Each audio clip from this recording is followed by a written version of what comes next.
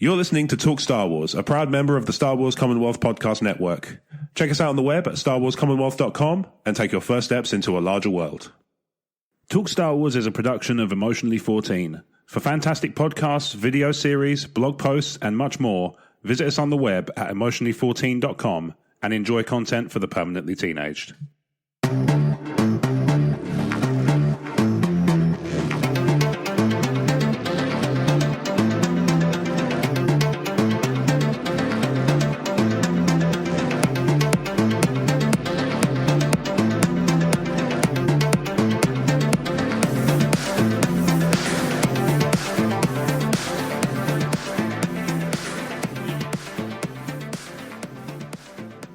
Hello there, and welcome to Talk Star Wars, episode 189 from Emotionally14.com.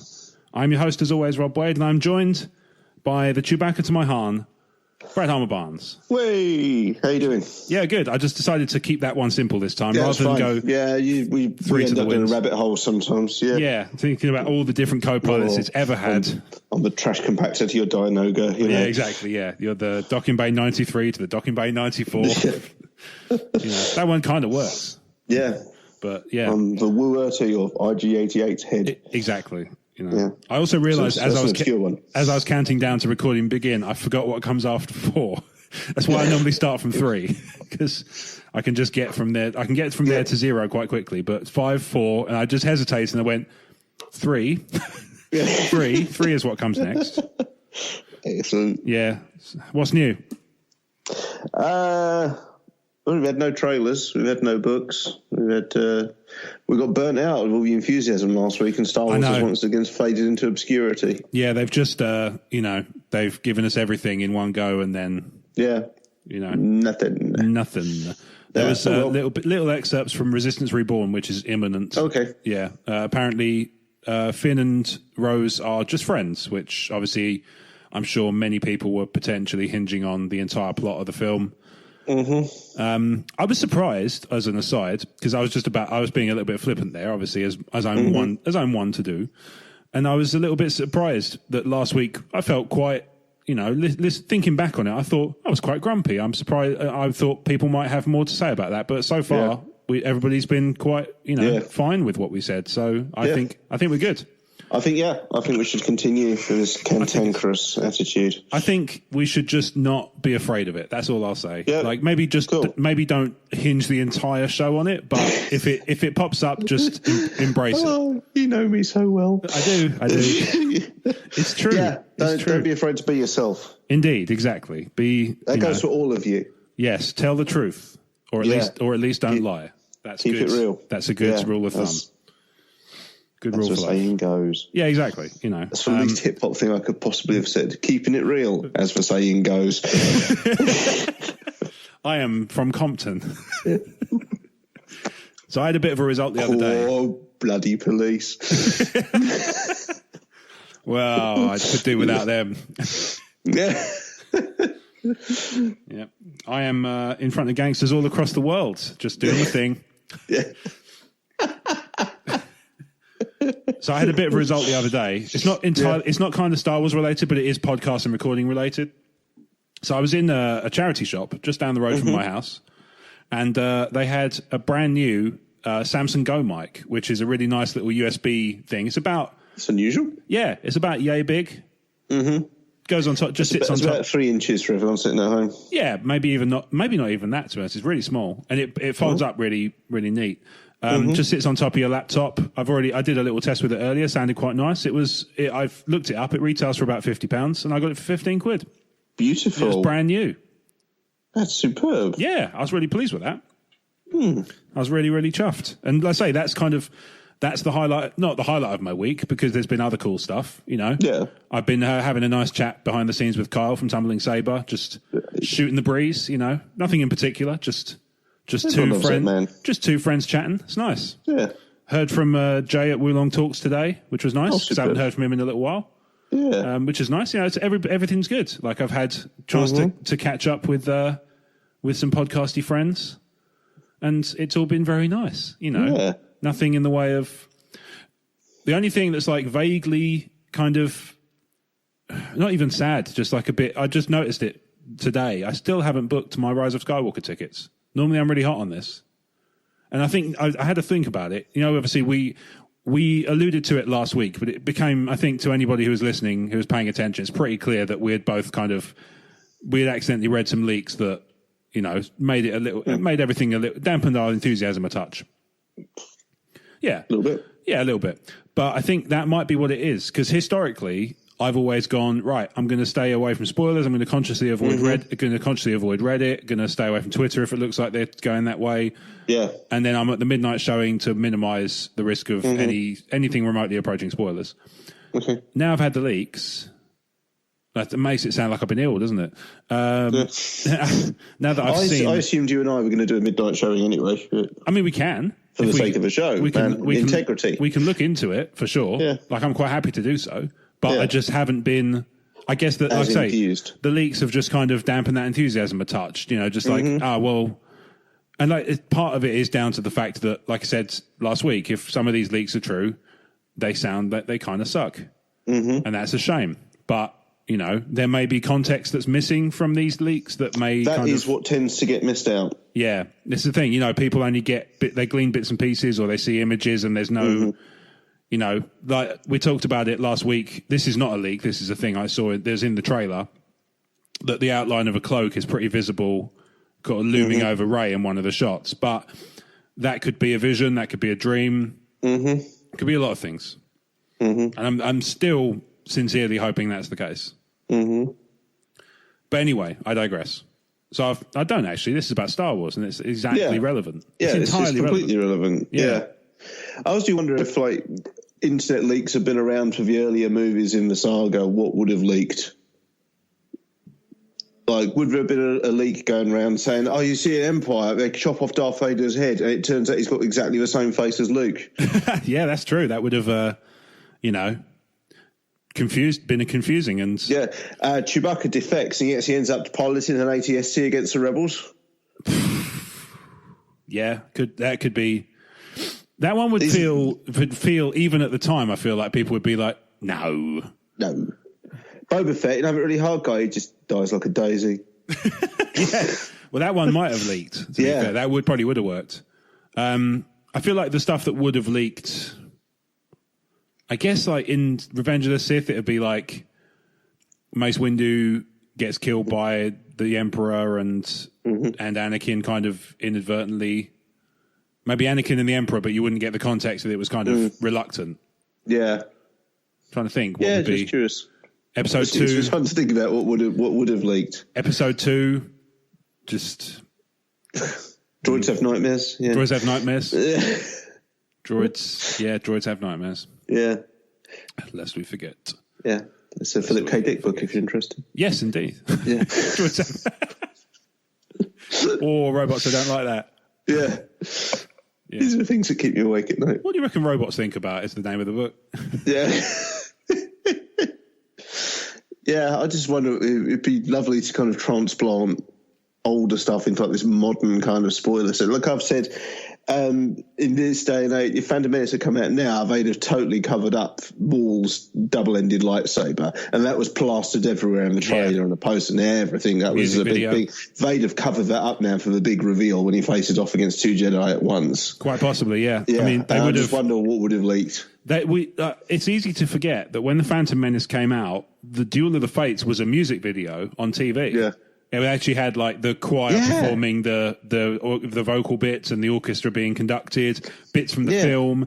Because I remember used to be a thing that a movie would have a hit single promoting it. That doesn't seem to be the thing anymore. No, this is it. I mean, like, you can understand it. Somebody like, you know, Will Smith goes from the sort of comedy roles to the more serious things. Yeah. Something like I Am Legend, it is a context switch, and it does take you out of the film to have a kind of jaunty theme tune. But, you know. Yeah, obviously Will Smith was always starring it, write the theme tune, sing the theme tune. If he was in the film, there was a good chance he'd contribute something to the soundtrack of some sort. Yeah, I'm trying to think of another example other than Will Smith, but it was a very niche subgenre that he successfully dominated. It was a very Will Smith thing at that time, yeah. Yeah, obviously it was like Whitney Houston's cover of I'll Always Love You is from A Bodyguard, and it's kind of hard to separate. that song and that film. There was this single, yes, to promote the film, or the huge Bryan Adams song for Robin Hood, Prince of Thieves. That you don't get that anymore. That used to be the done thing. Is you had a single promote your movie. You still get them to a point. I think they just. I don't think we see them as much anymore because we're hyper connected to all these different media forms. Maybe. And it tends to be like the YouTube Vivo channels that tend to get the music videos now. You don't tend to see them do the rounds so much. I mean, like, last one I can think of with any clarity of like, this definitely was one that kind of lit the world on fire was Let It Go from Frozen. That's true, yeah, but it was a musical, wasn't it? It was. It wasn't just a single tacked on to promote a movie and get what was essentially a trailer, essentially a form of advertising, played on normal TV. It had several. That's what it was. It was a 3-minute trailer. That Phantom Menace one was a 3-minute trailer for a movie on regular rotation on MTV and VH1. Very true. So that's what. But maybe decline the music TV is the reason they don't do it so much anymore. Yeah, it's weird because the channels still exist. They just don't play music anymore. Yeah, I don't know. They do nostalgia lists and like the Real Housewives of blank. Okay, boomer. It's my first one. Yeah, it's fine. I'm a Gears of War fan, so I don't take that as an insult. Excellent. Yeah. I'm tempted to get a Roomba just so I can shout at it every now and again. Okay, Roomba. Just change your... have you got an Echo Dot? I have... Yes, I do. Yeah, I've got a Dot as well. Sorted. Yeah, I've got an Echo and an Echo Dot. Yeah. I could just change my... my Google Assistant. Yeah, true. Just call it Boomer. I managed to get Siri to address me as Mr. Stark for a while. That was cool. That is cool. I don't know what she does anymore. No. And I do make a point of, with my Echo Dot, saying, ending every conversation with thanks Obama. So that's good. Anyway, the moral of the story is that the only good thing to come out of Roland Emmerich's Godzilla was Deeper Underground by Jamiroquai. Oh, what a song. What a song. Yeah, I mean, that would, and again, in a tone shift, that would have taken away from King of the Monsters. I feel like that would have been, to have Jamiroquai pop up at the end. Oh, mate, I am rinsing Serge Tankian's cover of Godzilla on that soundtrack album. That is a great version. But it's such a big sound. Yeah, it's fantastic. In fact, I didn't realize it was Serge Tankian at first. I was kind of like, this is... Really? I was just like, this is cool. I like this. And I did a bit of research. Of course it is. Yeah. He's got one of those voices. You go, of course it's him. Why would it be anyone else? Yeah, if they tried to fit the same verse into like 4 seconds, I'd have been like, it's him, without any problem. With the powerful squibs, they're terrible sound. Yeah, check it out, guys. Godzilla King of Monsters soundtrack, the Serge Tankian cover of Blue Oyster Cult's Godzilla. Well worth your time. It's not that much time either. And I mean, what else are you going to do? It's pretty short. It's only about 3 minutes, I think. Yeah, what else are you going to do with it, ultimately? Yeah, listen to this. Yeah, well, quite. Anyway. So far, we've talked about everything but Star Wars. We've done a little bit. That's not fair. As is tradition. Yeah, that's not fair. We've done a bit. Yeah. So our first message this week is from Vesuvi. And, amazement contained. So Vesuvi begins, thanks, Rob. Thanks, Brad. You're welcome, Vesuvi. Rob is correct. Don't tell him that. I'm just going to leave it there. I don't hear it enough. The animated interpretation of the Dagger of Mortis looks nothing like the dirk Rey is holding in the final trailer, so I'm guessing it might be a similar weapon or a total revamp of the design. Since you discussed... Or something completely unrelated. Yeah, it could be a similar... Let's say it could be a similar weapon, but not, I've always found the word dirk a weird word. I don't know why, as an aside. I think it's because... Very old word. It's an old word. Yeah, but also I think it's because when I was a kid... We had these great aunt and uncle, and a great uncle Derek. And as a kid, my sister couldn't say Derek because she was a kid. So Dirk was. So when I hear that word, I just think of great uncle Derek. Oh, which is nice. Yeah. Because I never met him, so otherwise I doubt I'd think of him at all. Vesuvi continues. Since you discussed prophecies prompted by a listener's query, I surely wish Episode 9 will show live-action usage of a Jedi Datacron, perhaps the holocron of prophecy in particular. That would be cool. Hey, Disney, it might spark toy holocron sales at Galaxy's Edge. Oh, man, how amazing would it be if Rey opens up the holocron of prophecies and goes, nope, definitely about Anakin. This isn't about me at all. It just throws it across the room. Yeet. She flips it over and goes, where's China? Yeah. Vesuvi concludes, delighted the honeymooners have safely returned. One of these days, Vesuvi. Knight of the Commonwealth. It's an old one, I know. Very obscure. Wonderful. P.S. Attached is an image of a page. Now, I need to get your opinion on this before I read this, actually. Okay. What do you think the legality is of reading a page from a recipe book? Because it's published, right?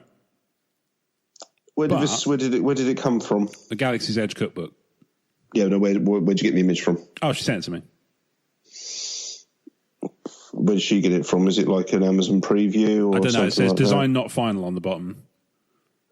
Then I would say it's public relations material and you're okay. Okay, fine. So attached is an image from a page from the recently released Star Wars Galaxy's Edge cookbook, in case any of you carnivores would like to attempt preparation of your own Ronto wrap. I love that band.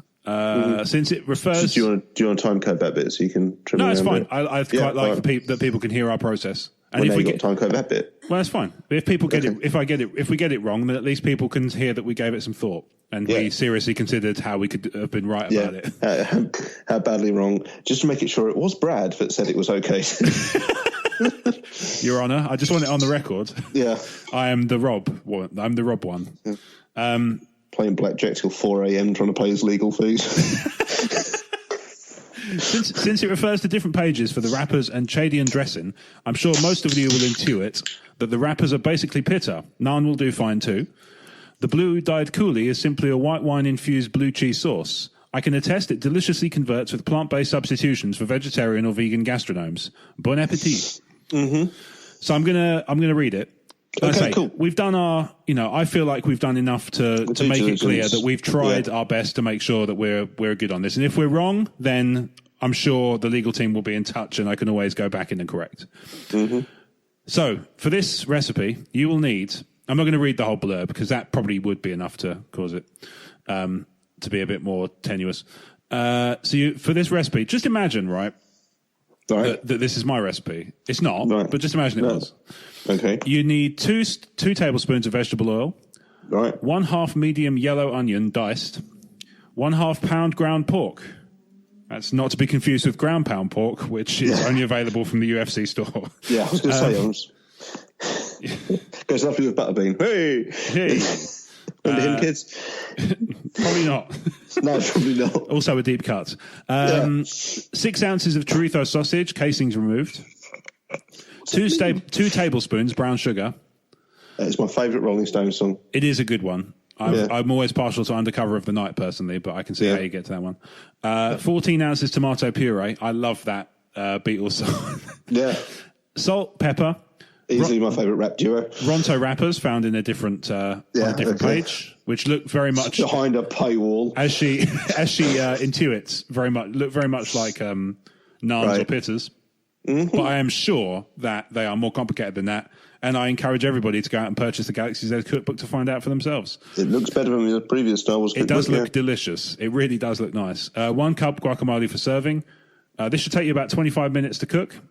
Yields 6 servings, and it's a medium difficulty in the grand scheme of the Galaxy's Edge cookbook. Wouldn't it be wonderful if it wasn't, if it was just in general? Wouldn't it be fantastic if none of this is in the final book? Yeah. We just made up this recipe as far as people on a scale from breathing in and out to picking up a battleship with your teeth, we've ranked this as medium. Yeah. On a scale of opening a spreadsheet to eating a bridge.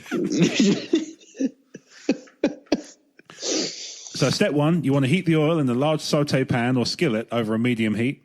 Add the onion and cook until soft for several minutes. I've never seen a yellow onion. Am I an idiot? I don't know. I thought they were white and red onions, but maybe they think of it as maybe they call the white ones yellow. I don't know in the States. I don't really know. People in the States, Americans. Yeah, Americans, help us out. Is this yourselves. Is this a brand new species of onion we've not come across before in the UK? Or is it just basically an aubergine again? Add the pork and chorizo and cook for about 5 minutes until the meat is all browned. Add the brown sugar and tomato puree and cook for about 15 minutes more until the sauce is thick. Okay. Season to taste, then spoon into the Ronto wrappers. Top each with a few dollops of guacamole and enjoy straight away. That's relatively easy. Yeah, it seems very easy. I'm actually quite tempted to put this together myself. Yeah. Like you say, can make some veggie ones. Yeah, I mean, a complete... I suppose you've got some spicing and some flavouring in the chorizo. Yeah.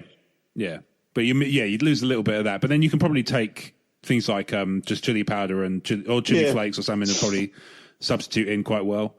I mean, the veggie options for pulled pork substitutes are excellent nowadays. Yeah. I was at your wedding. Yes, indeed. Yeah, I was. It speaks to the quality of that stuff that we had. I mean, not to say that the pork wasn't good, to be fair, because we had so for those who I don't remember if I mentioned this last time or not, we had a hog roast, and for the veggie and vegan option, we had pulled jackfruit, which went down very well, to the point where we took home, I think, 2 or 3 full trays of pork because there was quite a lot left over. Oh, nice. Between us and the in-laws. And there was no jackfruit left. It was all amazing. Gone. Yeah, I had 3 helpings and I'm not ashamed. It was amazing. Dude, that's what we paid them for. Literally, don't forget your more Brad's coming. Yeah, we ended up taking back quite a lot of pork and quite a lot of wedding cake. So yeah, okay, cool. It's been a fun old time in the Wade household in terms of gastronomy. So much lactulose. Porkabetes. Yeah. That's my favourite protocol droid. Yep, and my favourite B-52's album. Yeah. Porkabetes. So Vesuvi continues by sending in a spoiler-free resistance roundup. Cool. The engineer begins with Kaz and Niku doing their best to repair failing systems on the Colossus when they receive a distress signal. Dozer and Yeager are concerned that it might be a ruse, but Kaz and Sinara investigate just to be certain. They discover a seemingly derelict craft with 1 occupant. She's a Nikto called Nina. It turns out she's an engineer, so Kaz proposes that they assist her with her vessel's repairs if she helps patching up the Colossus. Sinara is immediately suspicious of her. Nina has similar apprehensions about pirates. The rest I should leave unsaid, but I can tease one additional morsel. Pit finally gets his floor scrubber back. Well, I've been worried, so that's good. Yeah, good. I also hope that makes sense to people who watch the show, because I haven't still yet seen an episode, because they're pretty clearly holding it back for Disney Plus to come to the UK next year sometime.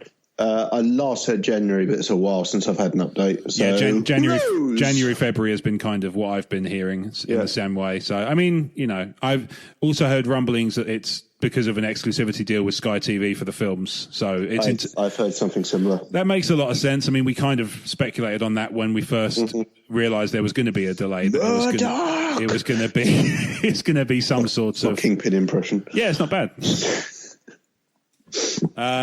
So next from our listeners.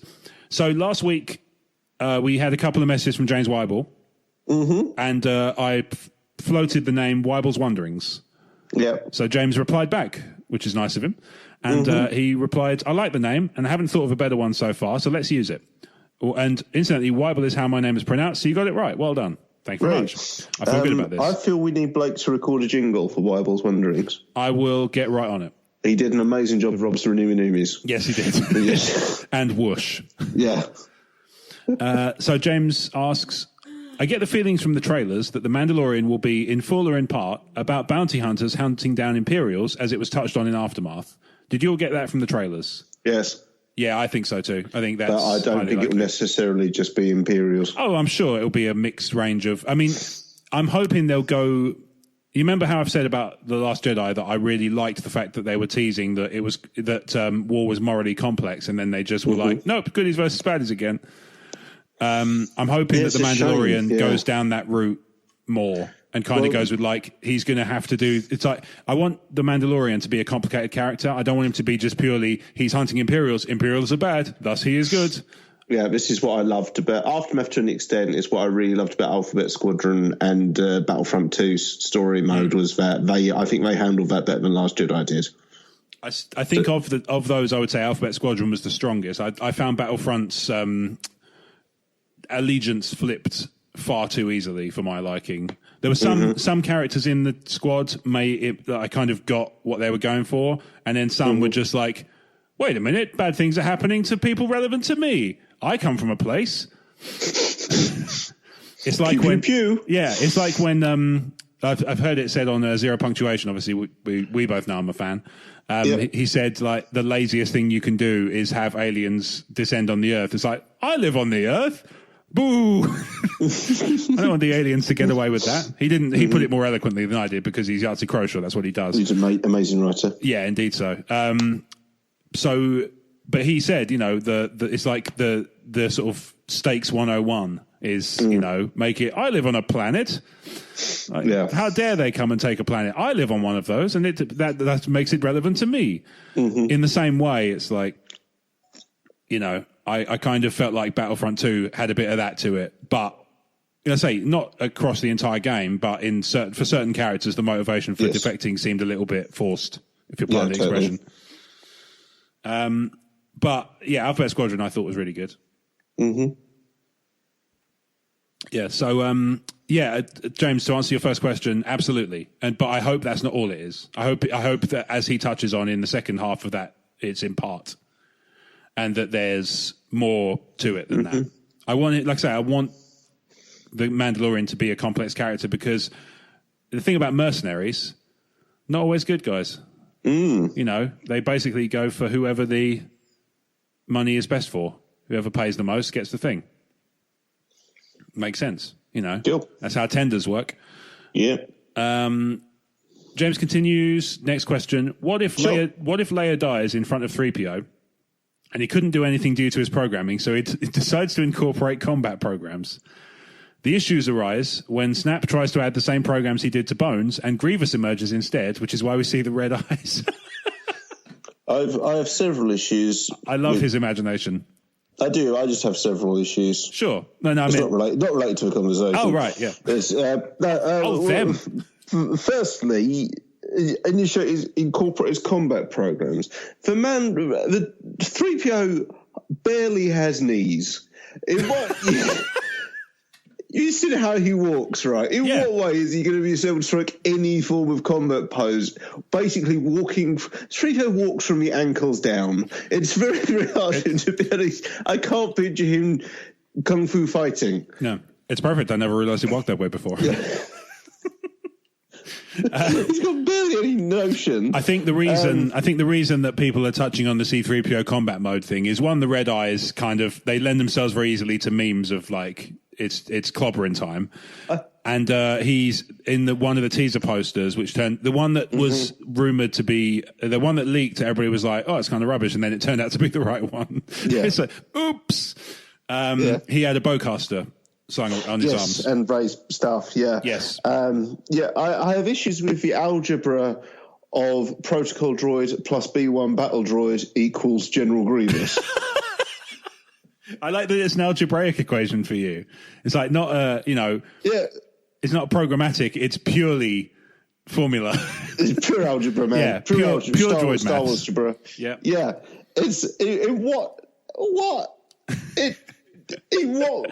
What? Yeah. How did you get to General Grievous from protocol droid plus battle droid? I love it. Just because if it happens, I will eat my popcorn. Fair. I'm not betting high on this one because I have concerns about this film. I can't bet I'll have any left. No. Usually I'm by the end of the adverts. First trailer, right, yeah. Oh. Feel sick now. Yeah. It's like, that was really salty. That's why we see the red eyes. The red eyes famously displayed by General Grievous and the D1 battle droid. Roger. Ray Winston's turn it. Yeah. I'm going to kill your Roger. And then James posits, so this is one of the last message he sent. We could call these Weibel's What Ifs, since I start so many emails with that. I also used to be called the What If Kid when I was young. So I thought we'd put it to a vote. And we'd encourage our community. So I'll put something out on Twitter. Yeah, I was going to say, do a Twitter poll. I'll put it out to the patrons. And, we'll go with whichever one is chosen. So is it Weibel's Wanderings or Weibel's What Ifs? So our next message comes from Matt. It's an audio one. So cool. Obviously you still have to engage your ears when I'm talking at you, but this is from somebody you like. So shots fired on yourself. Yeah. Hey, what's up, Rob and Brad? It's Matt Salvatore. So I thought I'd voicemail in and talk some Star Wars. In last week's episode, you guys got a outline from Christian on his Kenobi series, which I have to say, Christian, was pretty flippin' awesome. So I was going to just throw in my unprofessional opinion about the Kenobi series. If I would like to see an outline, I would actually not include Bail Organa. What I would do instead is maybe have Obi-Wan make a deal with Jabba the Hutt that if Obi-Wan does a couple of these missions against Crimson Dawn, then maybe he can secure Luke's protection from the Hutt clan or the Hutt cartel or something like that. And so that way he's, instead of being with all these characters that Bail picked, maybe he's with a bit more of a ragtag kind of scum and villainy team, so you could actually kind of play into that a little more. So Obi-Wan would be kind of more of like a renegade, and maybe you could even have Obi-Wan team up with Boba Fett, and that would be kind of neat to have some callbacks to the Attack of the Clones. Another thing that I would think that probably should stay is actually Vader. I think Vader should stay in the Kenobi series, and I think he should show up. Brad, you raised the point that if Obi-Wan encountered Vader, then Vader would know Obi-Wan was alive and then start hunting for him. But even after, in the Revenge of the Sith, Anakin does know Obi-Wan's alive, and that never changed his opinion never inspired him to go searching for Kenobi. So I think if in the Kenobi series, Vader runs into Kenobi, and then Vader and Kenobi have a huge fight once again, and in this fight, Vader believes that he's killed Kenobi, it kind of puts that into a nice bow where Vader no longer feels the need to search for Kenobi for 10 years. And so that's why we could have in the New Hope where Vader has a bit more of a shock, because if we're running off of the Revenge of the Sith time, Vader shouldn't be surprised that Obi-Wan's alive. He shouldn't, because Obi-Wan walked away without a scratch. So if Vader believes that he's killed Obi-Wan in a duel or something like that, then Vader's a little more surprised that he shows up on the Death Star, or Vader doesn't spend his whole time hunting down Kenobi. So I think having Vader in there would probably add a little more to the lore of Obi-Wan and Vader's relationship. Also, as Christian said, it would allow Obi-Wan to obtain the knowledge that Anakin had survived. Anyways, guys, thank you so very much for the show. Always enjoy listening every Saturday morning. I definitely, like I said in the last one, enjoy Talk Star Wars canon. I do agree with Brad. The Holdo maneuver is rubbish. All right, thanks, guys. Have a good one. May the Force be with you. Bye. There you go, Matt Salvatore. Thank you very much for your message in audio form. And I don't do enough of this. I'm going to make sure to give him a little Twitter plug, because he puts up really amazing stop motion videos on YouTube. And you can find him at Pure Genius Lego on Twitter. And from there, you can get all his stop motion videos. They're fantastic. He puts so much love into them.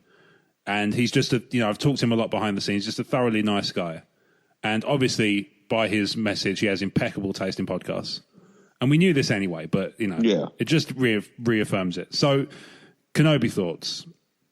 First of all, the idea that Bail Organa doesn't turn up, I'm fully in support of. Yep, makes sense to me. He doesn't need to know, he needs to kind of be aware that, you kind of need him to know that Kenobi's still about for Rogue One to make sense. But that doesn't necessarily take the form of them having interacted in any meaningful way themselves. Not least of all because... when Leia sends the message, it says, years ago, you served my father in the Clone Wars. It doesn't say, you saw him last month at Aldi, and you said, let me know if you have any more wars I need to get involved in. You'll get away with a certain amount of shifting perceptions that people really have. Like the example I gave last week was, until Phantom Menace, we had no indication that Darth was a title. Yes, indeed. We just thought his name was Darth Vader, before Phantom Menace, even in the expanded universe, there were no Darths. There was the bad guys were Exar Kun and really quite weird names like that. It wasn't until after Phantom Menace that you started getting guys like Darth Bane and Darth Revan. Mm-hmm. Yeah, so it made more sense. And we all kind of went with it and just kind of went, oh, okay, well, there is nothing to the contrary of that. So we made an incorrect assumption. Mm-hmm. However, you can only get away with so much of that before people start getting annoyed. Yeah, for sure. Yeah, I think you're right. I mean, I'm trying to think off the top of my head of an example of one where it's kind of overextended. Mm-hmm. I mean, I guess like, some would argue midichlorians is an overextension. Mm-hmm. But then at the same time, probably quite a good example. Yeah, at the same time, it's part of Lucas's original vision, but it's not one that he made a big point of in terms of like, it's not seeded in the original trilogy anywhere. The character of Qui-Gon Jinn. He's not referenced in any way, shape, or form in the original trilogy. As far as the original trilogy established, Obi-Wan and Yoda trained Anakin. Oh yeah, I suppose so. Yeah. Or Obi-Wan says Yoda trained him, which he did when he was a youngling before he became a Padawan. So it does still fit, but it's quite a jarring shift of perception to have this whole new character that we had no idea of. That was why people reacted badly originally to the introduction of Ahsoka as a character that is now universally loved by pretty much the same contingent that thought she was rubbish. For sure. There was no indication before that Clone Wars movie that Anakin had ever had a Padawan. Yeah. It's not mentioned anywhere. Mm-hmm. It doesn't. But then you're like, well, why wouldn't he have had? And then they went down that quite clever road. People started going, well, what did happen to her? Yeah, because obviously you need to, like you say, you can take some liberties with the story, but she's not around in the original trilogy, so something has to have happened to make her not be there. I thought my prediction at the time was Dooku was going to kill her because Anakin flies off the handle at him in Revenge of the Sith. Yeah. That would have been a good way of tying it together, I guess. Yeah. But at the same time, I don't dislike what they did. Mm-hmm. Which is nice when that happens, to be honest. Yeah. When they do something in Star Wars, I'm like, I like that. It's good. Yeah. I'm happy with that. There's our new tagline. Talk Star Wars. It's nice when we don't dislike it. Yeah. To be honest, I'd be happy with that as an iTunes review. Yeah. It's nice it's good when I don't dislike it. Yeah. 4 stars. I don't know how that works, how that would pan out in star form. Mm-hmm. So the next question, so Matt kind of in a way is kind of positing a way to get Kenobi off planet by having him kind of roll with somebody like a Crimson Dawn or a ragtag band of misfits. Mm-hmm. I'm hoping that wouldn't mean an ordinary Ehrenreich cameo, because I could probably do without that. Because, again, that's one of those makes the galaxy feel too small kind of scenarios, Oh, yeah. Yeah, I get it. But, I mean, it would be kind of cool it would be, on the same time, you'd kind of like the idea that Obi-Wan knew Chewbacca.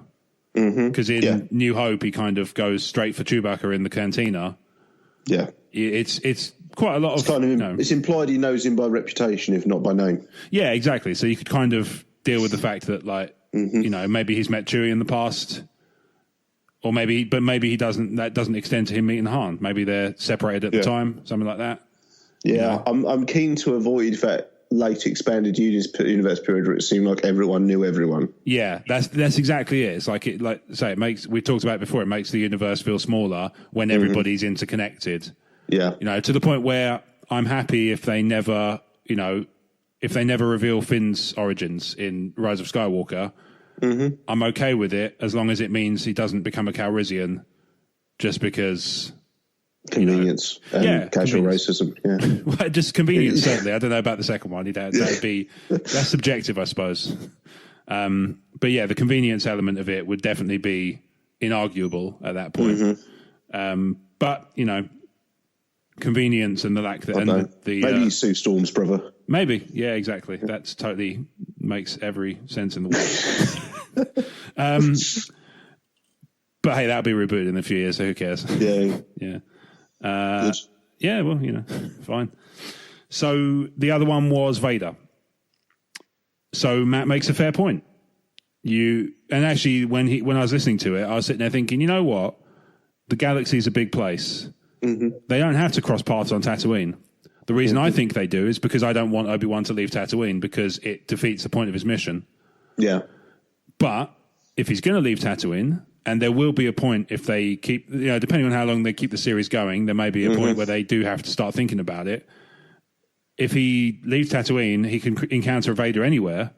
Yeah. And the line, the last time I felt a presence like this was in the presence of my old master, still holds just as true as it would if he only saw him at last time. Yeah, I'm not sure I like the idea of Obi-Wan kind of trolling Vader, just constantly peering at the edges, just popping out of sight at the last moment. Is almost as ridiculous as him constantly faking his own death to get out of being spotted. Lest we forget, my word, that is a blast from the past. Yeah, it's. Yeah, I like the idea that Vader thinks Obi-Wan is dead. I don't like the idea because I saw him 2 weeks ago. I saw him. He's back again. I like the notion. Well, the thing is, it does. The question I would have is, the last time I felt a presence like this was in the presence of my old master. Are you sure you weren't thinking of the incredible burning pain and focusing in on that? Because I would be. 2 weeks ago, I felt the presence of my own. It doesn't start working. No, that's true. Unless it's going to turn into a sort of get me Hennemore type thing where he just drops to his knees and goes, Colonel every episode. If they find a way to, if that's the way to work Sam Witwer in, then fine. Totally. I will deal with it if that's the ultimate goal, is to get Sam Witwer some work, because I love that guy. He's great. Yeah. If you guys don't know who Hennemore is, check out a Mitchell and Webb look, but we trust you to watch this stuff. I mean, let's be fair. If they've probably heard most of the show from us talking over the last year or so. It is great. But yeah, like Matt's explanation of Vader and Kenobi being able to cross paths is perfectly fine if you accept that that he's going to leave the planet, which, like I say, I'm not a fan of personally, but if that's what they do, then if it still makes for cool things, then I'll live. So Matt's explanation is the best I've heard in terms of that'll work. And like I say, it made me think maybe they can cross paths somewhere. He touches on it in the voice message about leaving them for dead and thinking, that Obi-Wan's dead. But, I mean, the thing is, obviously in The New Hope, Tarkin sort of touched on the fact that he should probably be dead because it's been a while. Forgetting, of course, that, Yoda got quite old. And I imagine, diet and exercise is probably a factor. Although we've seen his diet on Dagobah. I don't know that he's getting his, he's probably not getting his protein. That's what I'm saying. No, it's just pot noodle, isn't it? It looks pretty carb heavy. That's my suspicion. So I imagine Yoda's probably quite grouchy for the rest of the day. Maybe he does like the 16-8 thing. Oh, can't be good. Fast for 16 hours and then eats for 8. But then he's eating crap. Yeah, just not like Brian Butterfield. You can only eat for. You not heard of 16-8? You can. No, you I've can heard only of eat during. 5-2. That would be based on the same criteria. You'd be dead. You can fast for 5 days and eat for 2. 5-2. You have 2 fast days and 5 eat days. Something like that. Yeah. Yeah, I'm not familiar with 16-8. 16 is hours, not days. That's a time signature, isn't it? Yeah, 16-8 is hours, not days. You fast for 16 hours and then you can eat during the 8-hour period. That's probably not bad because you're asleep for 8 hours, 16. Well, quite, Or if you me, 4. All it means is you just skip breakfast or have dinner earlier. Yeah. Okay. That's kind of the way it breaks down, I guess. Yeah. In my case, if I don't really follow it, but if I do, it's like I don't eat breakfast. That's I never really, apart from feeling a little bit hungry, I don't really miss it. Yeah. Hey kids, check out The Game Changers on Netflix. It's a really interesting documentary on a related subject. What's it about? It's a documentary produced by Arnie and Jackie Chan about the effectiveness of vegan and vegetarian diets in athletes. Oh, right. It's prompted by when they discover through archaeology, not they, I don't mean Jackie Chan and Schwarzenegger made an archaeological breakthrough. Much as that is a movie I would watch. Day seven of the dig. They discovered that Roman gladiators actually had a vegetarian diet, and that kind of sets them off this guy off investigating how actually effective it is. And the answer is actually very. Can be, yeah, for sure. I mean, ultimately, everybody's physiology is kind of weird and wonderful, and there's lots of variants and stuff. So whatever works for you, right? Yeah, I couldn't vouch for the science of it, not having done my research, but it was an entertaining documentary anyway. I trust Jackie Chan and Arnold Schwarzenegger's scientific rigor on this matter. This is it, isn't it? Yeah. I mean, much as really this is probably one of those things we should refer to Dolph for. Of the three, yeah, for sure. No, it's worth a watch for. Yeah, or Jason Statham. I feel like he'd have an opinion. He strikes me as sort of person who has a lot of opinions. Yeah, totally. Yeah. But when he laughs, it's like one syllable. Yeah. He looks like every Carlos Esquerra drawing. Yeah, kind of. Yeah. Should have been Johnny Alpha. So there we go. So Matt, thank you very much for that message. You've made me feel a little bit more kind of on board with the idea of Kenobi leaving the planet. So well done there. Yeah, well, there's mission accomplished. So our next email comes from Dave in Australia, and Dave begins, "G'day fellas. My email this week is based on hope. Trilogies are based on hope. Well, certainly Disney ones are. With just over a month until the Rise of Skywalker, I reflect on the sequel trilogy thus far and anticipate what I hope the final chapter will bring. My biggest hope is that the Rise of Skywalker will demonstrate to the fans that Disney did have a storyline mapped out from the start. I hope that the bringing back of Palpatine, in whatever form, was actually planned from the onset of making this trilogy. I hope, contrary to most fans' beliefs, that Palpatine's inclusion in this story is not a late inclusion, not a desperate fix to appeal to disillusioned fans. I hope the disaster of The Last Jedi, obviously opinions are subjective and that's what happens, was just a derailing of the story because its director knew what was to come and so took license in producing a film with political statements but made a few threads here and there that could connect to the next chapter. I hope that there is something meaningful behind Rey's story and that she isn't just a Mary Sue created to appeal to young female audiences. I really hope there is a meaning behind her story and a well-thought-out connection of her to the bigger picture. I hope they'll not dismiss Anakin's redemption for the sake of creating a fan-pleasing story. Finally, I hope that I'll walk out of the film saying, wow, they did have all that planned out. That was really well done. I hope I don't walk out thinking, meh, that was pathetic and proves that Disney just winged it with no plan at all on how to carry the saga we love forward. I really hope all these things. What do you guys hope for? May the force be with you, Dave in Australia." Okay. So it raises an interesting question. Because we talked some of the stuff last week about the stuff we didn't want. Because we'd seen the trailer and obviously, like I say, we've sort of seen a couple of leaks that we don't have context for. So we have an idea of what we wouldn't like to see. Yes. What would we like to see? And this can still include things that you wouldn't want, but just kind of framed in this concept of what would you rather have, if that makes sense. So rather than one of the things I talked about last week was I hope they actually explain why Palpatine's back or how he's back rather than just I'm back because reasons. Oh, absolutely. Yeah, that's my sincere hope is that there's some explanation, however small, as to how a fall down a reactor shaft and then the space station around which it's based being blown to smithereens wasn't enough to do him in. If they say world between worlds, I'm good with that. They've done enough in Rebels to make it, cromulent. So just got a bit of breaking news. Okay. The BBC have confirmed that Disney Plus will launch in the UK in March 2020. March. Okay. Well, there you go. So you heard it here first.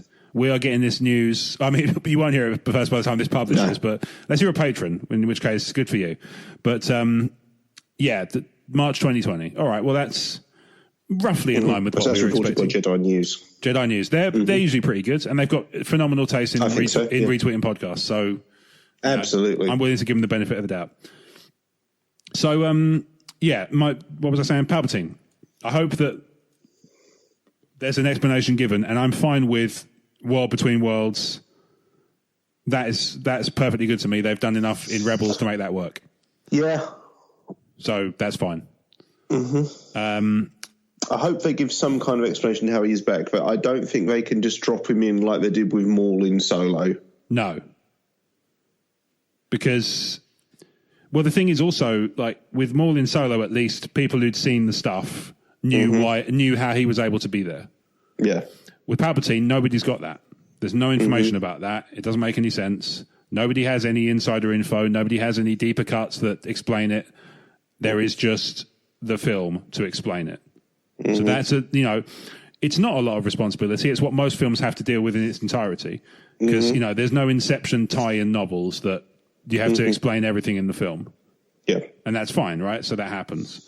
But Star Wars it can't, you know, we've talked about it enough times. Star Wars can't rely on people.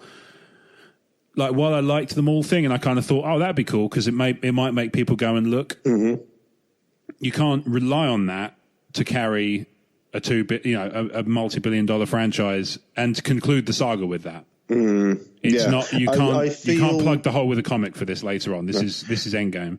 I feel that if it's not Endgame, you know what I mean? Sorry, no, I feel that if Solo 2 was going to happen, that part of the second film would have been a cinematic retelling of how Maul survived. Maybe. So even if you haven't read the story, there was that question of, wait, how was he alive? Yeah. Which would then be explained in the second film. Maybe, yeah, entirely possible. Like a touch on, you know how in a lot of the Batman movies they just do little flashes of the of the Waynes being shot by Joe Chill. Yeah, something like that is all you need. You don't need it to be a long, elaborate, contiguous scene. It can be bits and pieces. And I mean, you know, you could call that could be Maul's autobiography, really, couldn't it? So what else? So, like I say, I hope they give Palpatine a proper reason to be back. Let me think. I hope Finn gets a good story. Because I feel like he's been a little bit hard done by in the last couple of films. Because I think part of the problem for me is they've put too many of the traits on Rey. And not spread them around enough. They've been kind of the writers have been kind of greedy with Rey's character list. They've basically in like a role playing sense, they've got like one OP character who does everything, like Captain Sherlock Hellboy, and then all the other characters are just kind of there. Yeah, and Finn is the worst one for that because he's got the most backstory. Out of all three of the characters, in terms of, you know, going into the Force, like at the beginning of the Force Awakens, let's say, he's given kind of the most backstory, and it's really kind of squandered by the end of Last Jedi. Yeah. Rey's whole with Rey, the lack of backstory is the appeal. The driving thing is that there is no backstory to Rey. Well, that's assuming that there isn't one. As of the moment, there is no backstory to Rey. She says, I'm a nobody. I'm going to come onto this a little bit because Dave does touch upon something I have thoughts on. Poe is just Maverick in space. That's all he is he's a good pilot. He's the best pilot. I'm the best pilot. He's genuinely one of the most boring characters in Star Wars for it, in my opinion. He's cool. He's fun, but he's boring. He's beautiful. Yes. Where is one of your man crushes? Also, he just seems like a really nice guy as well. So that I'm not passing any sort of comment on Oscar Isaac as a professional or as a person. No. Yeah, but I think Poe Dameron he's cool and he's fun, but he's not interesting. Okay, so I feel that way sometimes. I feel that way sometimes about Rey. Like she does cool things, and I think Daisy's got and I think Daisy does a good job with what she's given. It's not like it's not a knock on the actor. Yeah, it's a knock on the writing. It's that lack of backstory with Rey is what makes her intriguing and interesting. It's that Kylo Ren is after her because he makes some sort of reference to knowing who the girl is in Force Awakens. In the book, he does, not in the film. Yeah, sorry. It's all right. And it's that recurring of who you are. I'm no one. If you stick around, you see the same eyes and different faces. There's constant noise around Rey's backstory. Poe just turns up as a complete character, and we don't have the interest in the potential of Poe's backstory that we have the interest in Rey's potential backstory. Because as you so rightly say, Episode 9, if it covers Rey's backstory, it's a complete game changer, will change the way you see the other two films. Could be, yeah. What could they do with Poe that would achieve the same thing? I guess, I mean, to be honest, like the only thing that springs to mind at this stage that they haven't already kind of seeded would be to give him some sort of famous to be the progeny of somebody famous in the saga. Yeah, but obviously he is, but in terms of like there's obviously his parents are in the is it the Path to the Force Awakens comic book, the one followed immediately afterwards? Shattered Empire. Shattered Empire, that's the one. Yes, it's perfectly fine. Yeah, it's not bad. I quite enjoyed it. There's nothing really they can do with him. But I'm willing to be proven wrong, because I said exactly the same thing about Thanos in he can be there Infinity War. He can be ultimately there to pull off some cool pilot maneuvers, and that can be his lot. Like that can his role in the film can be that straightforward. Yeah, and it might make him very interesting, but at the same time, he might still be a character you want to watch do stuff because he does cool stuff. It's weird to me they've pushed him to the forefront of the marketing and of the movies and cast him as this major character when you've basically just described him as Wedge. Yeah, kind of. I mean, not knocking Wedge, but Wedge is a Wedge. He's it's actually a technical writing term. Is a Wedge is a character who survives no matter how terrible the odds are against him. Oh, okay. It's the opposite of a red shirt. Yeah. Who is created to be killed off into further a story. Yes. Which would have been in the next generation era, wouldn't it? Oh no, because the original series in the next gen they all wear red. It's like hang on. Yeah, they switched the colours around. Yeah, it's almost like they realised something. Yeah, probably to throw us. I think it's just for bookkeeping purposes. Yeah. Yeah, probably. It's just like we've got all these uniforms. These ones have got laser holes. Well, I'm not wearing one of them. That's my best Worf. It's rubbish. It's not bad. Yeah, it could be better. I feel like it could be better. I appreciate I appreciate the kindness, but let's work on my crystal Walken. Wow, I love B-52s. Ah, they're great, right? Yeah. Weapon of choice. Weapon of joy. Where were we anyway? We're talking about Poe. Yeah. But we kind of came onto it from what do we hope for and what do we not want? Like that's the kind of the general theme of this. So anything, like just chuck one into the mix. It doesn't have to be. We don't have to be following a theme here. We're kind of. I don't want a super weapon. I completely agree. Rule of three. We've had three. Stop now. I think we were good. I think we were good with two personally, but same. Yeah. Well, I would have been more interested in Starkiller Base if it hadn't just been Death Star, but I mean, not like the Death Star, but kind of like the Death Star, but different. No, I mean, not that different, but basically do Death Star. Yeah, but not. Yeah, there was kind of there wasn't enough of it. Like what they should have done is kind of. I don't think it should have been destroyed by the end of the film. I think it should have been crippled. But still, do Death Star, but make it so the story isn't about the Death Star and it's just there. Yeah, exactly. That's part of my problem with it. Is if it had been a super weapon that had appeared, been used to great effect, and then by the end of the film, maybe they've crippled it and bought themselves some time to regroup. Mm-hmm. That would have been sufficient for me. You don't need to destroy it because actually, Episode 8 is just a chase film. Yeah, and actually not particularly compelling one. Yeah, I think that's the reason the Death Star 2 isn't that impressive. The Death Star is impressive. Finished. The Death Star is impressive and memorable. Not only because it's a huge super weapon that blows up planets, but the entire plot of New Hope and to a lesser extent Rogue One revolves around that Death Star. Fear it. Yeah, this is a thing to be afraid of. From the start of the opening episode, they got the Death Star plans, and it's getting the Death Star plans, getting to Princess Leia.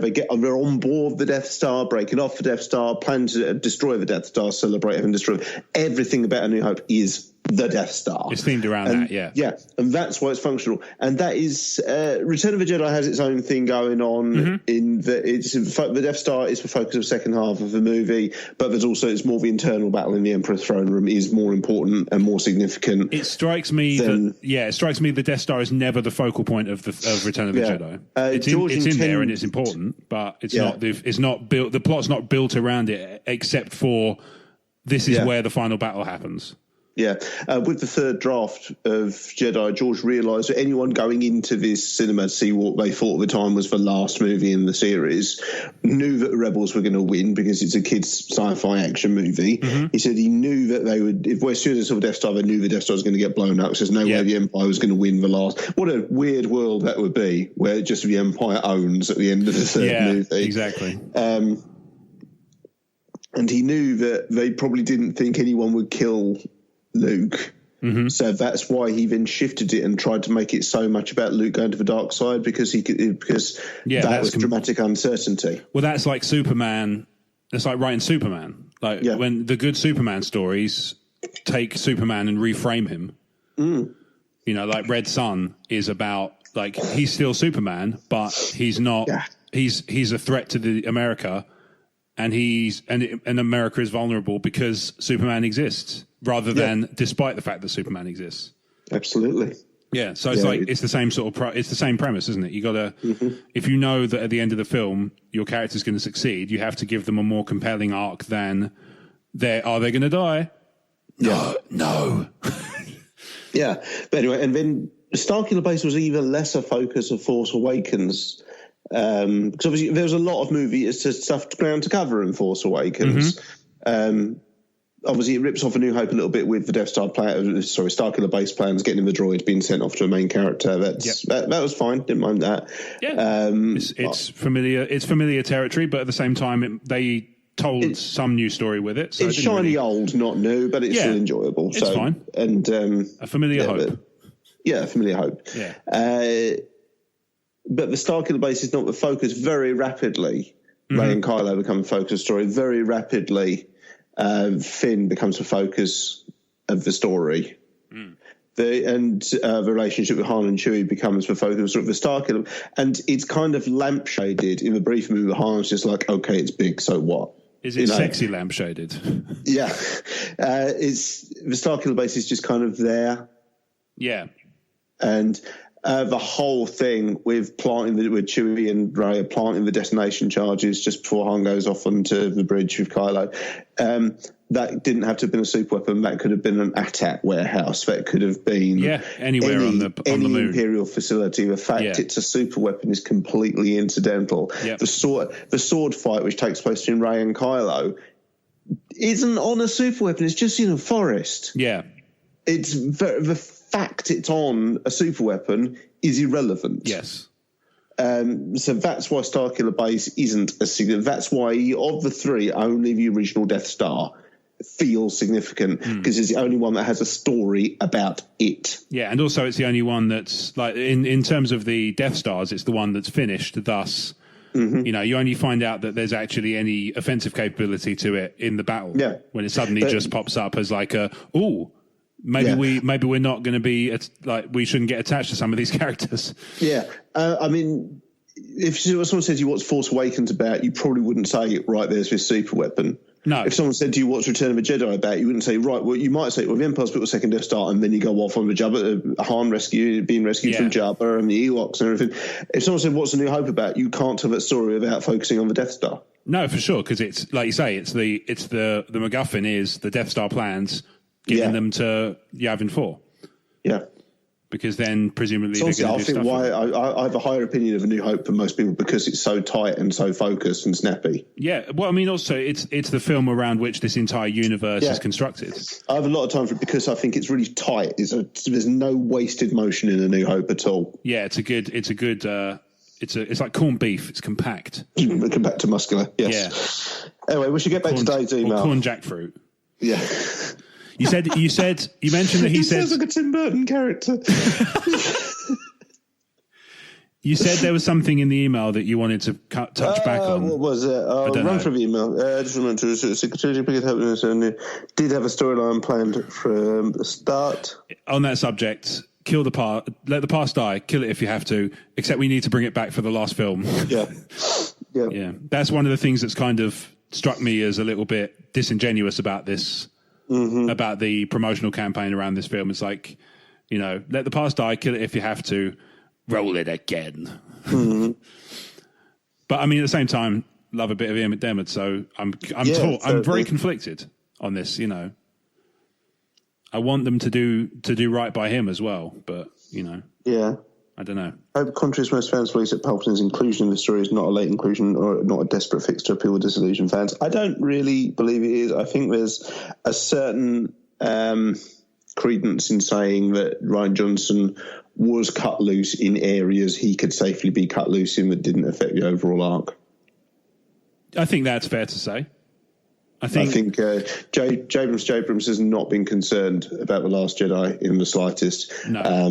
He said I'm sure he was saying anything. He already had a loose plan for episode 9, and nothing that happens in episode 8 has derailed that. So hopefully it doesn't revolve around how hyperspace works. Yeah, because ideally that would be yeah. Because well, I mean, why didn't they just yeah. But couldn't they just don't think about it. The more you think about it, the more real it becomes. Mm-hmm. And that's our lives. There's something meaningful behind Rey's story, which isn't just a Mary Sue created to appeal to young female audiences, or there was a meaning behind her story and a well thought out connection of her to the whole picture. That was what I was going to talk about. It's like a little bit like I was saying earlier about her absence of backstory is her backstory, is her hook, this mystery of who she is and where she's from. I absolutely believe it has been planned out from the start, and I absolutely believe they knew what her whatever we see of her episode 9 was planned out at the start, because so much has been hung on it. Yeah, it's that who am I? I'm no one. Who are you, Rey from nowhere? That it's, if they just genuinely didn't have anything, they wouldn't play on it so hard. They're playing on it, but they're banking on it because they know they've got a payoff. There's going to be a backstory for her. Yeah, if there wasn't, then she'd be Poe. Just a cool girl who can do this. But instead, so much of the previous 2 movies have been on establishing or raising questions about Rey's past and who knows her and why they know her. Or people keep saying they think they know me, as a quote from the Epics trailer, I think. It is, so this is all stuff. Yeah, this is all stuff that's been hung on Rey from the start, and there's absolutely no way that it's not going to have a payoff. Okay. I mean, I think before the film comes out, we should do like a little, like a, what's the word? Like a sort of little predictions round. We should try and kind of consciously put ourselves, the problem obviously is that we've both kind of had some leaks come to us, and maybe we've also not seen the same ones. This is part of the 37 problem. now. Yeah. I mean, it depends, but, hey. But at the same time, obviously, we could have also not seen the same leaks. Yeah, true. We could have. I mean, you may have seen more than I have. I may have seen more than you have. We may have seen different ones. Mm-hmm. It's all a bit... So as much as I'd like to do a prediction thing, actually, now I think about it, maybe we can't. Because maybe it's been spoiled for us by, Why don't we get some... Tinternet. Well, let's get some guests from other members of E14 who may not be so spoiled to pop in for a prediction show. Not bad. Might not be a bad chat, actually. It means talking to them. I'll think on it. It's your job. It's not a job. If it's work, it just feels like it sometimes. If it's work for you, you're doing it wrong.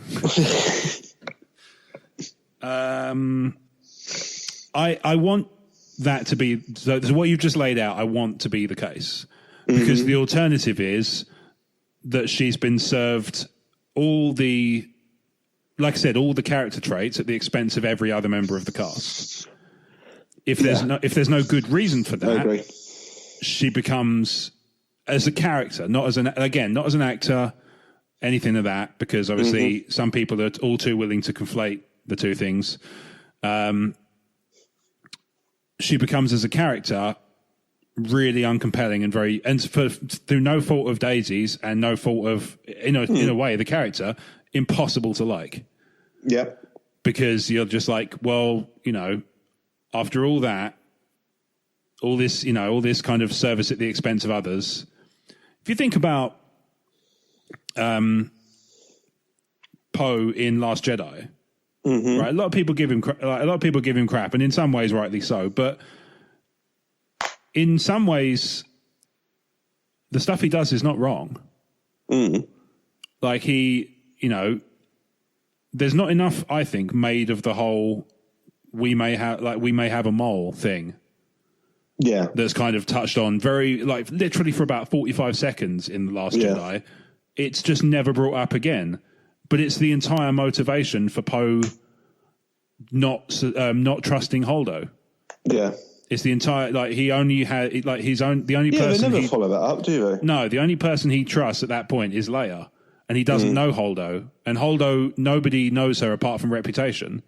Yeah. And she comes in, I mean, not for nothing as well, but in a modern workplace, she would be subject to some disciplinary action too, just for the way she speaks to her subordinates. It's not. Yeah, totally. It's not good line management, really. Yeah. It's quite belittling. It's very, it's just a bit much, and you just find yourself. It's generally the resistance is pretty unprofessionally run. Let's be honest. I think that's fair to say, and I think we're going to see probably some of the bureaucratic nightmares that summons up in episode 9. We can only hope, right? I hope so. God, yeah. Can you imagine if you go in there and it's literally just layering a disciplinary meeting for 2 hours? We're going to talk about Ray and Kylo? No, I think we need to sort out the break room event. Yeah, I think we need to talk about the incident. Yeah, the photocopier situation. Yeah. Don't pretend you don't know which one, Poe. No. Yes. 37 copies of your ass I have in front of me here that says you do know. Mm-hmm.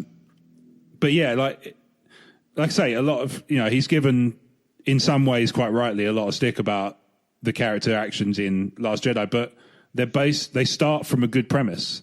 And then it's the film's, in a way, it's like the fault of the film that premise is never explored again. Yeah. Because there's this whole, how do they know, how are they tracking us?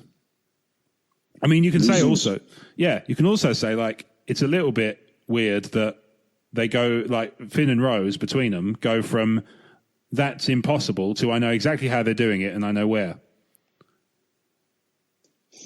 But the thing for me is, my only real kind of hang up about it, right? So I saw this image doing the rounds. I can't remember where I saw it, probably Reddit. It's usually Reddit. It was a picture of the cockpit of the Millennium Falcon in 2 different parts. May have touched on this last week. But I'll give you the two views anyway, because I can describe them pretty well. Imagine the cockpit of the Millennium Falcon on their way to the forest moon of Endor in Return of the Jedi. Okay, yeah. So you've got an ace pilot in the form of Han Solo. Yes. You've got a leader and a diplomat in the form of Leia. Mm-hmm. You have a knight in the form of Luke. You have a mechanic in the form of Chewbacca. Mm-hmm. And you have the knowledge of stuff in the form of 3PO. Right. Contrast that with the shot from the trailer, which is the cockpit of the Falcon with Chewbacca, Rey, Finn, and Poe. Mm-hmm. You have a leader in the form of Rey. Mm-hmm. You have a mechanic in the form of Rey. Mm-hmm. You have a knight in the form of Rey. Right. You have an ace pilot in the form of Rey. Mm-hmm. And you have the knowledge in the form of Rey. Yeah, okay. You have Finn as basically an absurd comic relief. Mm. Like I say, I'm hoping for more, because they've really sold his character short, I think. I agree. Certainly in Last Jedi. But to an extent in Force Awakens, because even a lot of his moments are comedic moments. And John Boyega's very funny. So he does a good job with what he's given. So it's not a question of the quality of his performance by any stretch. Mm-hmm. It's just, there's such opportunity for 3 really brand new compelling characters. Mm-hmm. You could spin an entire trilogy or book series off any of them if you do it right. And what they've done is tip the stack too far in one direction. Yep. And loaded everything, all the expectation, all the hopes and everything on one character. Now, if that's a risky gamble, if that doesn't pay off, you've kind of sacrificed everything for that bet. They've placed the bet on. They've bet the house on Rey being the one that everybody's going to glom onto, and it's not to say by any means that she doesn't have her fans, but she's and any character is going to have their detractors by the nature of it. Mm-hmm. Even Luke has, Mark Hamill's performance in New Hope dealt with whiny as a adjective for some years, So even the most popular characters are not without their detractors, and that happens, right? Because art is subjective and everybody's entitled to their opinion, which is fair. Mm-hmm. But, if you bet the house on one character out of 3 and that doesn't pay off, you've also wasted a perfectly good opportunity to bank 2 marketable characters. Because I don't really see much in the way of, like I say, I don't see much love in the way for Poe. Like most of the attention seems to be Oscar Isaac being a very attractive man, as I've mentioned, and as I stand by, and that is it's a hill I'm not particularly needing to die on, but it's one I'd be willing to. But the option's there. Yeah, exactly. or it's about people who want him to form a romance with either Rey or Finn. Yep, either of which works. I mean, Finn makes more sense in my opinion. There's enough seeds there that, like, if you pardon the expression, that it would kind of be fine. Star Wars official Facebook page has confirmed UK and Ireland Disney Plus March 31st, 2020. March 31st, okay. So that's a long time to wait. Yep. What's that, 14 weeks? So The Mandalorian will be finished by then. Yeah. So, we'll have to be I'm pleased we're getting it rather than not at all. I don't think that's enough anymore. Okay. I think, delays of that magnitude are broadly unacceptable in the modern media landscape. But, as you say, we are getting it. We're not getting it. That's good. So other hopes for Rise of Skywalker? Skywalker Rises? I mean, sure. I share one of Dave's, which is that I hope they don't just dismiss Anakin's redemption story. It still needs to mean something. Because again, it comes back to that whole thing. We've talked about it a few times, and it's one of those things I kind of bring up a lot about the kind of things that would cause me to just switch off and walk away from Star Wars and enjoy what I've got. Yeah. It's about respect for the original material. And when that stuff starts drying up, when it's clear that it's not being given the love I feel it should, then that's when I go, okay, thank you very much for all the effort. I would be more concerned about it if it was anyone other than J.J. Abrams helming this one. Force Awakens shows that he's got nothing but admiration and reverence and a certain amount of Xeroxing for the movies that have gone before. I don't believe he throws something like that out. I would be more concerned if it was anyone other than J. Abrams, but I think he will share the same concerns you do. Yeah, I hope that's true because that I know what you mean. Certainly of the two, I'm not saying this by means of disputing Rian Johnson's fan credentials. I certainly believe he's a Star Wars fan. Because obviously, as we've established in the past, the bar is very low for that. You just have to like Star Wars. Yeah. There's no purity test, and nor should there be in terms of how much is too much or how little is too little.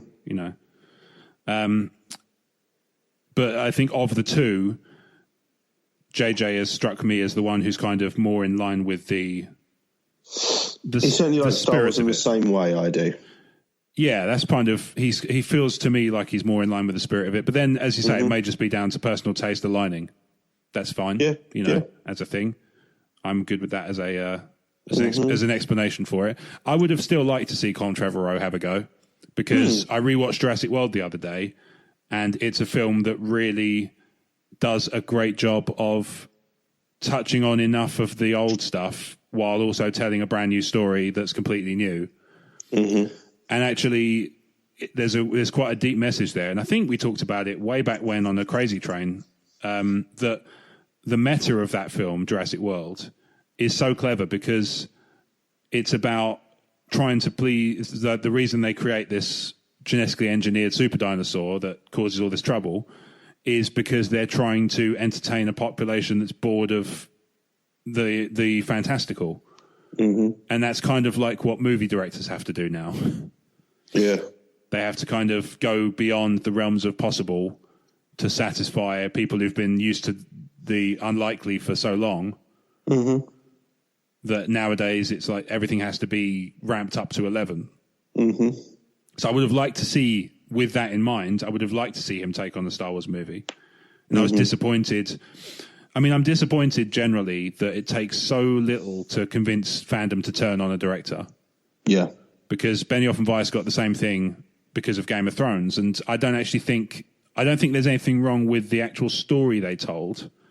What I think they did was not do a good job of reminding people what happened, so that when things change, when situations changed and characters' reasoning for and rationale changed, it seemed quite jarring.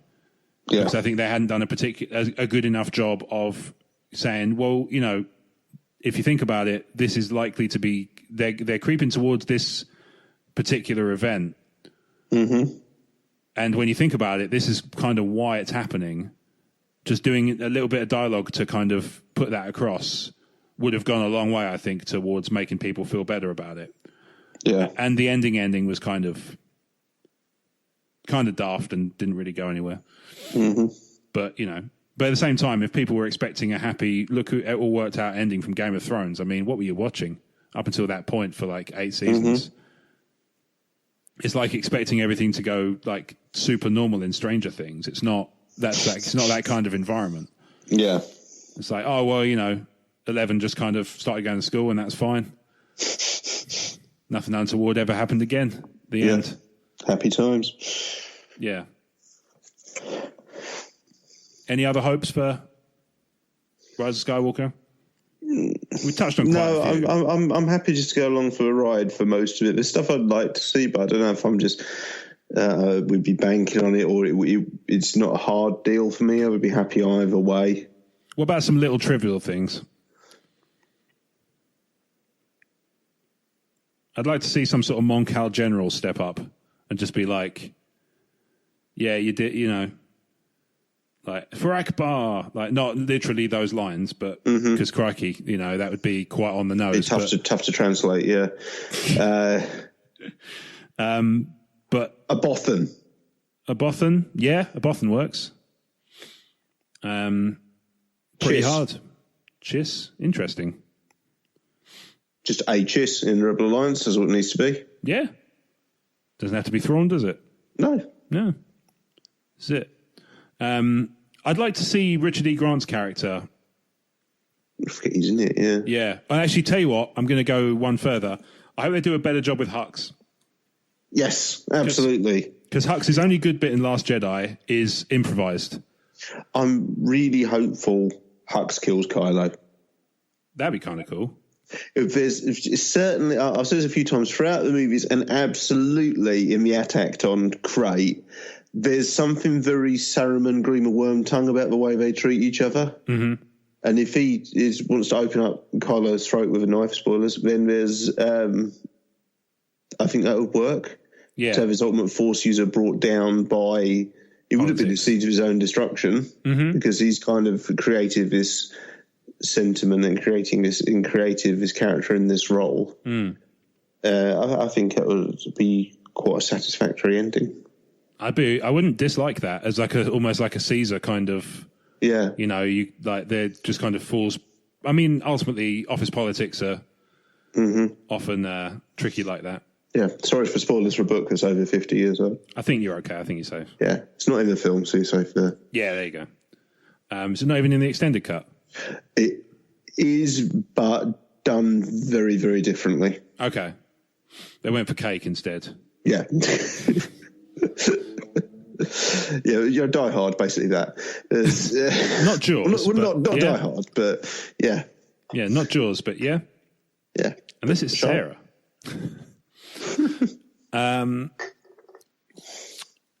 Yeah, I hope for more from Hux. Yes, absolutely. And not just more, better. Yes. Because, like I say, it did a really... It's not even him. Again, he's doing his best with the material. He's just given... He's been given schlock to work with in Last Jedi. It's like, oh, take this guy, totally. take this guy who's, probably delivers one of the most intense moments of the movie, although it's a little bit on the ham side, and give him like, a bunch of dirt faces to make for the whole duration of the first 2/3 of the film. Yeah. And then have him do one thing, which is awesome, which Domhnall Gleeson actually got in the film, his own suggestion, which is the best bit of his character, is that kind of snidey, I'm going to kill him while nobody's looking kind of thing. Yeah. And then after that, he's like, again, he's relegated to sort of one-liners with Kylo. It's not very... Imagine if they did that to Tarkin. Yeah. You know what I mean? It's like, it doesn't work. You don't really have an equivalent in the original trilogy because Hux... There's nobody like Hux in the original trilogy. So I say Tarkin's the closest I've got. No, there isn't. Because he's like a sort of the highest ranking military person alongside the Force user. Yeah. He's that Tarkin. He's sort of playing that Tarkin role. And he is, he's the sort of antithesis of Tarkin in terms of his temperament, because he's the sort of, he's much more like the big speeches, grandeur, that sort of thing. But let's say, can you imagine if Empire Strikes Back was Tarkin making stupid faces? It'd just be the worst. Yeah. That would have been the kind of thing that would have ruined that film. Yeah, totally. Just... That would have Tauntauns could talk. Yeah, that would suck. It would be weird, wouldn't it? Or if where that's come from. Thanks, Brian. or if they're walking past, like Han's gone out on a Tauntaun, and they're walking past the Tauntaun talking about the fact they're both missing, and somebody's just milking one. Yeah.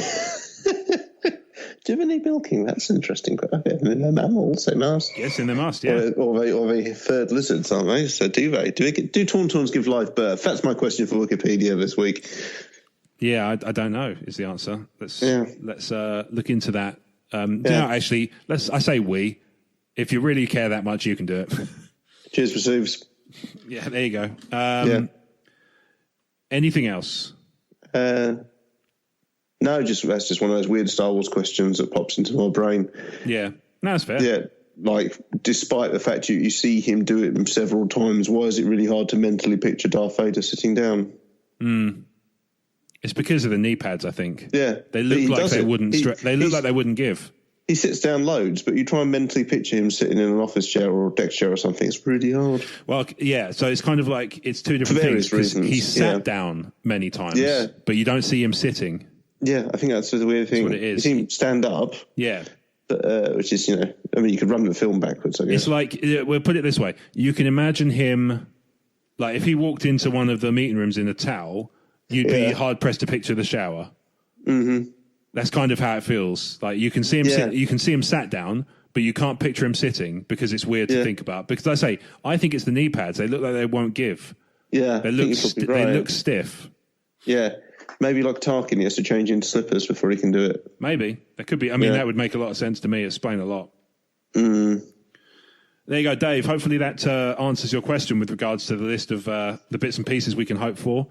There's a few in there I agree with. A few of them that bother me less than they clearly bother Dave. But yeah, I think we've all got hopes for this film. The trick is don't ride your entire film on... Be prepared to be surprised a bit. Is the way to look at it, because a lot is made of the whole people don't like The Last Jedi just because their fan theories didn't turn out, but fan theories also are they're basically sand that fill the plot holes. Like, people kind of go off on speculation station because there's nothing concrete. Yeah. And actually what's interesting is, like, all the fan theory stuff before the trailer started dropping was kind of killed dead. Now, you could argue that's a really that makes for a really tight-knit story based on what the conditions I just laid out. But that's kind of subjective and up for conjecture. So make of that what you will. Yeah. But listeners, it has come to that time. We have no more questions, and it is a little thin on the news, apart from the interjections from our good fact checker Brad. March 31st, 2020 for the UK. See, they do care about us, just not as much. Because I can't imagine they don't have the money to just buy that contract out, because that is something you can do. Now, whether or not it's something they can do, I don't know. But it is something that is possible to do. Because, any contract can be purchased. It would probably just be quite expensive. Yeah. But, Murdoch. I don't want to put a price on the love for the UK, but I imagine it's about the cost of the exclusivity deal. As if I had to guess, that would be my ballpark for the figure. Yeah. But listeners, thank you very much for listening this week to Talk Star Wars. If you are an enjoyer of this show, that's weird. Why did I say it like that? If you enjoyed this, and you aren't already, if you haven't already done so, we're available to subscribe to on all the good podcast platforms, all of the rubbish ones, and YouTube. So we're available on all of those things. You can search for Talk Star Wars on all good podcast catchers, you should find it. Yeah, because I have no reason to believe we're missing anywhere. And like I say, we're on YouTube on Emotionally 14's YouTube channel, because Talk Star Wars is an Emotionally 14 production. Woo! Because all the best shows are. I make it. So, it happens. And Brad helps. Yeah. You could look more enthusiastic about it. I realise we're on a video call and most people can't see that, but... Radio, there's no point. That's fair. Just imagine I'll set off a party popper. All right, cool.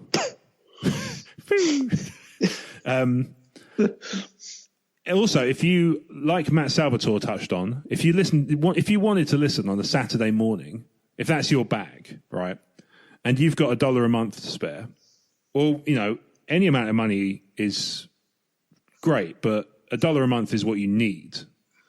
Then you could join the Talk Star Wars Patreon and get your episodes earlier and get your episodes ad-free in the bargain. You can do that at patreon.com/talkstarwars. Early access to episodes and the ad-free feed is available for all our patrons. Mm-hmm. And you can get that for just $1 a month or whatever you care to donate at patreon.com/talkstarwars. Amazing. Which we use to, pay bills. Yeah. Because that's, there are bills. Talk Star Wars is an Emotionally 14 production, and Emotionally 14 is available on the web at emotionally14.com, including the name. www. thereof. That's Emotionally 14 with numbers, not letters, because I probably should look into whether or not that domain's available to buy again, but I haven't. And last time I checked, it was ludicrously expensive. I was like, there are bills, and I don't particularly see the need to add to them 5 figures, because that was what the person was asking for, and they are mad if they think that's ever going to be paid on this side.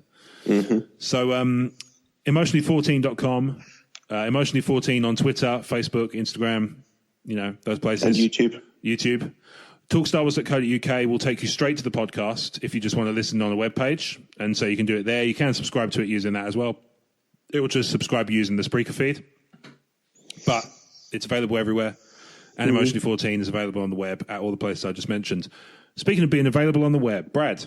Yes. Put Tinder down and tell us where people can find you between shows. Oh. Is Tinder available on Kindle Fire? Because I feel like the advertising copyrights itself. I haven't got a clue. No. If you want to get more of me than you do get with just your weekly dose of Talk Star Wars, then I also do another Star Wars show over at emotionally14.com, which is Fire When Ready Adventures in Star Wars Tabletop Gaming, covering Star Wars Legion, Star Wars Armada, Star Wars Rebellion, Star Wars Outer Rim, and occasional other odds and sods as well. You can find all of the episodes of that on emotionally14.com, and of course on Emotionally 14's YouTube channel under the playlist Fire When Ready. If you want to see behind the scenes snapshots and news and memes and comics and jokes, then you can follow us on Facebook and Instagram at Fire When Ready UK. If you want to be my friend on Facebook, then you can find me at facebook.com/Brad Harmer Barnes, and you can follow me on Twitter and Instagram at RealBradHB. If you're feeling especially interested in like giant monsters and or historical fiction, then you can also purchase my books, which are available through Audible and Amazon. Yes, indeed. And there are links in every Talk Star Wars post that will take you directly to Amazon and Brad's author page, and you can buy the books from there. I mean, we think of everything when it comes to this stuff. We do, yeah. I'm on Twitter and Instagram at Rob Wade Vision, and as I mentioned, Emotionally 14 and Talk Star Wars are connected up on the social medias, so you can connect that way as well, and that's another way of talking to me, but the best way is Rob Wade Vision. Yep. If you want to email the show, like Matt, David, Vesuvi did, then you can do so, and James Weibel. Yep. Don't want to forget him. You can do so at podcast@emotionally14.com, and ideally put the subject Talk Star Wars in the subject line, so I know what it's for. And generally, if you want to email podcast@emotionally14.com about other stuff, you can. Just, like I say, anything that kind of delineates is helpful to me, so keep that in mind. And I would be remiss, as always, if I didn't mention the wonderful podcast of the Star Wars Commonwealth Network. I mentioned one of them earlier. Carl at the Tumbling Saber is a good email correspondent and buddy of mine, and just a lovely friend. And the Tumbling Saber has been responsible for some wonderful Talk Star Wars moments, not least of all that got a replay the other day on the Green Door podcast. James, the host of that, was a former Tumbling Saber host, and he was kind enough to reshare our rap battle, which took place back and forth over the period of about 3 weeks across Tumbling Saber and After Darkside. So if you find yourself in need of hearing some, functional passing rap battles, then you can do so at the latest. I think it's the second most recent episode of the Green Door podcast at the time of recording. It's labelled up pretty clearly. Tolkien rap battle. Tolkien fan versus Star Wars fan, I believe, is the title of the rap battle. Tumbling Saber has been responsible for that, kind of connecting us across the seas. Generation X-Wing, similarly awesome. Also, some of our friends in Canada. Speaking of Canada, I would be also remiss if I didn't mention the Nerd Room, Marvel, DC, and Star Wars podcast, which are wonderful guys. I thought you were just going to go, speaking of Canada, I feel I should mention Rush. Brian Adams. Yeah. Neil Young. Touched on him earlier. Yeah, it did. The Rogue Squadron podcast, awesome if you like beers and or video games and or Star Wars. And let's be fair, most people like at least two. Confirmed. San Diego Sabres. We love those guys. They have a really unique take on Star Wars fandom. Totally. Like a very kind of, they've carved out a certain niche, which I think is something utterly incredible. I've always time for bonkers projects, and that's definitely one. Indeed. Sandcrawler Cast, Dan and Mike, they have the knowledge as far as Star Wars toys are concerned. I'm not into the toys of the action figure collecting, but I can just listen to those guys talk. They make it sound so much fun as well, don't they? Yeah, exactly. Yeah, it's not something I'm into, but I can just listen to him talk about it for hours, and often do. Yeah, and we love the guys, of course, at Retro Inc. On a little bit of a break at the moment, but hopefully we'll hear from them again soon. Keep good. So there you go. So Patron, Talk Star Wars, Emotionally 14, Brad, Rob, Commonwealth. All things good. StarWarsCommonwealth.com. All these things are good. You should go and do them. You should go and subscribe to all of them. You should go and follow all these things. You follow Matt Salvatore, Pure Genius Lego. There's so much stuff. You should go and do it all. And if you want to just, you can replay this little outro ad infinitum if you want, just until you've done it all. Like, just make it, go back. In fact, go back about 5 minutes and make a list and just be like, tick, tick, tick, tick, tick. And then by the end, your life will be richer for the doing so. So until next week, episode 190 by my calculation. Thank you very much for listening to Talk Star Wars. And in the meantime, until next time, be good to yourselves, be good to each other. And as always, may the Force be with you.